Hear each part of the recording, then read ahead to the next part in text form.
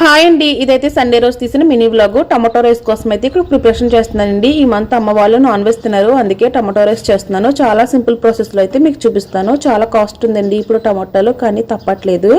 పచ్చిమిర్చి, ఉల్లిపాయలు, టమాటాలు కట్ చేసుకుని ఇప్పుడు ఒక కడాయి పెట్టుకుని 1 టీ స్పూన్ నెయ్యి, కొంచెం ఆయిల్ వేసుకుని హోల్ బిర్యానీ స్పైసెస్ అలానే కాజు బాగా ఫ్రై చేసుకోవాలి. వీటిలోనే పొడవుగా చీల్చుకున్న పచ్చిమిర్చి, ఉల్లిపాయలు, టమాటాలు కూడా వేసుకుని బాగా మగ్గించుకోండి. చిటికెడు పసుపు, 1 టీ స్పూన్ కారం, రుచికి సరిపడినంత ఉప్పు, 1 టీ స్పూన్ అల్లం వెల్లుల్లి పేస్ట్. నేను కొంచెం ఫ్లేవర్ కోసం బిర్యానీ మసాలా వేస్తున్నానండి, వేయకపోయినా బాగుంటుంది.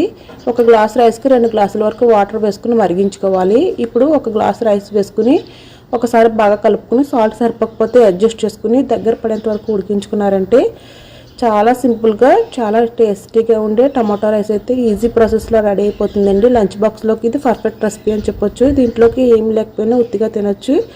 పెరుగు రైతా వేసుకుంటే కూడా సూపర్గా ఉంటుంది. వీడియో నచ్చితే